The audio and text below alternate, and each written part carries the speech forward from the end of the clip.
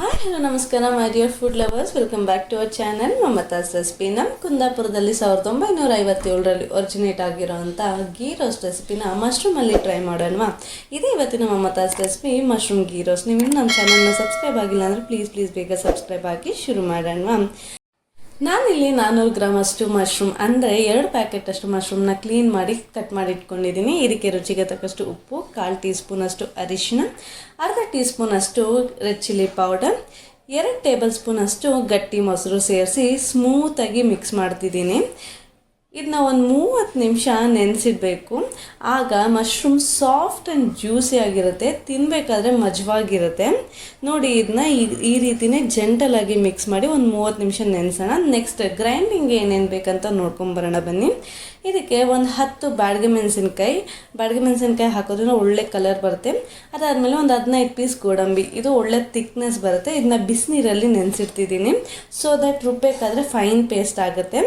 ಅದಾದಮೇಲೆ ಜೀರಿಗೆ 1 tea spoon, ಮೆಣಸು ಅರ್ಧ ಟೀ ಸ್ಪೂನ್, ಮೆಂತ್ಯಕಾಳು ಸ್ವಲ್ಪ ಇಲ್ಲಾಂದರೆ ಕಹಿ ಬರುತ್ತೆ, ಸಾಸಿವೆ ಸ್ವಲ್ಪ, ಚಕ್ಕೆ ಒಂದು ಸಣ್ಣ ಪೀಸ್, ಲವಂಗ ಒಂದು 3, 2 ಟೀ ಸ್ಪೂನ್ ಅಷ್ಟು ಧನಿಯಾ.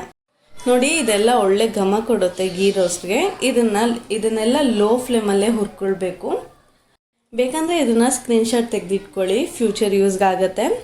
ನೋಡಿ, ಇದನ್ನೆಲ್ಲ ಲೋ ಫ್ಲೇಮಲ್ಲೇ ಈ ರೀತಿ ಹುರ್ಕೊಳ್ಬೇಕಾಗತ್ತೆ. ಜೀರಿಗೆ ತುಂಬ ಹೈ ಫ್ಲೇಮಲ್ಲಿ ಹುರಿದಾಗ ಅದು ಕಲರ್ ಚೇಂಜ್ ಆಗಿಬಿಟ್ರೆ, ರೋಸ್ಟ್ ಆಗಿಬಿಟ್ರೆ ಕಹಿ ಬಂದುಬಿಡುತ್ತೆ. ಅದರಿಂದ ಜೀರಿಗೆ ಕಲರ್ ಚೇಂಜ್ ಆಗದಿರೋ ಥರ ನೋಡ್ಕೊಳ್ಳಿ. ಈಗ ಇದನ್ನೆಲ್ಲ ಒಂದು ಮಿಕ್ಸಿ ಜಾರ್ಗೆ ಹಾಕ್ಕೊಳ್ಳೋಣ. ಮೊದಲಿಗೆ ಹುರಿದಿಟ್ಕೊಂಡಿರೋಂಥದ್ದು, ಅದಾದಮೇಲೆ ನೆನೆಸಿಟ್ಕೊಂಡಿರೋಂಥ ಮೆಣಸಿನ್ಕಾಯಿ ಮತ್ತು ಗೋಡಂಬಿ, ಒಂದು ಮೀಡಿಯಮ್ ಸೈಜ್ ಬೆಳ್ಳುಳ್ಳಿ ಬಿಡಿಸಿಟ್ಕೊಂಡಿರೋಂಥದ್ದು, ಮತ್ತು ಶುಂಠಿ 1 ಇಂಚು, ಆಮೇಲೆ ಹುಣಸೆಹಣ್ಣು ರಸ ಅಂದಾಗ ಸ್ವಲ್ಪ ಆಶ್ಚರ್ಯ ಆಗ್ಬೋದು, ಬಟ್ ಮಂಗಳೂರು ಸ್ಟೈಲಲ್ಲಿ ಇದನ್ನು ಹಾಕ್ತಾರೆ. ಈ ರೀತಿ ಫೈನ್ ಪೇಸ್ಟ್ ಮಾಡ್ಕೊಳ್ಬೇಕು. ನೋಡಿ, ಬ್ಯಾಡಗೆ ಮೆಣಸಿನ್ಕಾಯಿ ಯೂಸ್ ಮಾಡಿರೋದ್ರಿಂದ ಎಷ್ಟು ಚೆನ್ನಾಗಿ ಕಲರ್ ಬಂದಿದೆ ಅಂತ.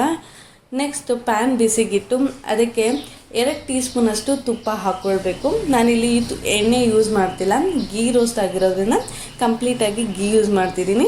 ನೆಕ್ಸ್ಟ್ ಒಂದು ದೊಡ್ಡ ಸೈಜ್ ಈರುಳ್ಳಿನ ಸಣ್ಣಗೆ ಹೆಚ್ಚಿಟ್ಕೊಂಡಿರೋಂಥದ್ದನ್ನ ಸೇರಿಸ್ತಿದ್ದೀನಿ. ಇದನ್ನು ಕಲರ್ ಚೇಂಜ್ ಆಗೋವರೆಗೂ ಫ್ರೈ ಮಾಡ್ಕೊಳ್ಬೇಕು.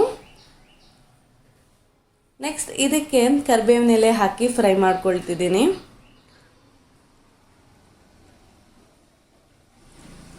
ಈಗ ನೋಡಿ, ಕಲರ್ ಚೇಂಜ್ ಆಗ್ತಿದೆ. ಈಗ ನೆಕ್ಸ್ಟ್ ನಾವು ರುಬ್ಬಿಟ್ಕೊಂಡಿರೋಂಥ ಮಿಶ್ರಣನ ಸೇರಿಸಿ ಫ್ರೈ ಮಾಡ್ಕೊಳ್ಬೇಕು. ನಿಮಗೆ ಎಷ್ಟು ಥಿಕ್ನೆಸ್ ಬೇಕಂತ ನೋಡಿಕೊಂಡು ನೀವು ನೀರನ್ನ ಹಾಕ್ಕೊಳ್ಬೇಕಾಗತ್ತೆ. ಮಿಕ್ಸಿ ಜಾರ್ಗೆ ಸ್ವಲ್ಪ ನೀರು ಹಾಕಿ ಅದನ್ನು ಶೇಕ್ ಮಾಡಿ ಹಾಕಿದ್ರೆ ಅದರಲ್ಲಿ ಮಿಕ್ಸಿ ಜಾರಲ್ಲಿ ಇರೋವಂಥ ಮಿಶ್ರಣನೂ ನಾವು ಯೂಸ್ ಮಾಡ್ದಂಗೆ ಆಗುತ್ತೆ. ನೆಕ್ಸ್ಟ್ ಇದಕ್ಕೆ ಉಪ್ಪು ರುಚಿಗೆ ತಕ್ಕಷ್ಟು ಸೇರಿಸಿ ಒಂದು 10 ನಿಮಿಷ ಮಸಾಲೆನ ಬೇಯಿಸ್ಕೊಳ್ಬೇಕು. ಮಸಾಲೆಯಲ್ಲಿ ಹಸಿ ಸ್ಮೆಲ್ ಹೋಗೋವರೆಗೂ ನಾವು ಇದನ್ನು ಬೇಯಿಸ್ಕೊಳ್ಬೇಕಾಗುತ್ತೆ. ಮೇಲೆ ಅದು ತುಪ್ಪ ಬಿಡುತ್ತೆ ನೋಡಿ, ಅಲ್ಲಿವರೆಗೂ ಬೇಯಿಸ್ಕೊಳ್ಬೇಕು. ನೆಕ್ಸ್ಟ್ ಇದಕ್ಕೆ ನಾವು ನೆನೆಸಿಟ್ಟಿರೋಂಥ ಮಶ್ರೂಮ್ನ ಸೇರಿಸಿ ಜೆಂಟಲಾಗಿ ಮಿಕ್ಸ್ ಮಾಡಬೇಕು. ತುಂಬ ನಾವೇನಾದ್ರು ಫೋರ್ಸಾಗಿ ಮಿಕ್ಸ್ ಮಾಡಿದ್ರೆ ಅದು ಕಟ್ ಆಗಿಬಿಡುತ್ತೆ, ಪೀಸ್ ಆಗಿಬಿಡುತ್ತೆ. ನಾವು ನೆನೆಸಿಟ್ಟಿರೋದ್ರಿಂದ ಮಶ್ರೂಮ್ ನಾರ್ಮಲ್ಗಿಂತ ಸಾಫ್ಟ್ ಆಗಿರುತ್ತೆ. ಒಂದು 5 ನಿಮಿಷ ತಿಕ್ಕಾಗೋವರೆಗೂ ಫ್ರೈ ಮಾಡಿದ್ರೆ ಸಾಕು. ನೋಡಿ, ಈಗ ಮಶ್ರೂಮ್ ನೀರು ಬಿಡ್ತಾ ಇದೆ. ನಾವೇನು ನೀರು ಹಾಕೋಷ್ಟೇ ಇಲ್ಲ, ಮಶ್ರೂಮೇ ಅಷ್ಟು ನೀರು ಬಿಡುತ್ತೆ.